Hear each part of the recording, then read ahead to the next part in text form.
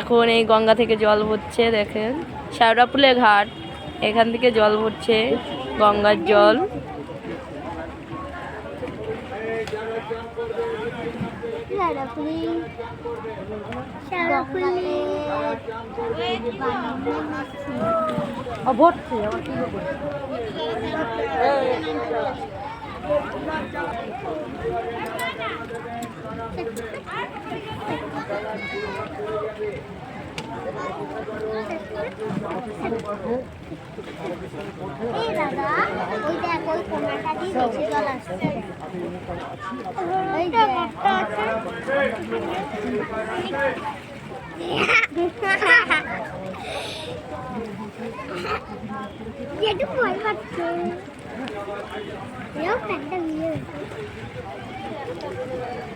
প্যান্টটা গুটাই নিলেই তো হলো।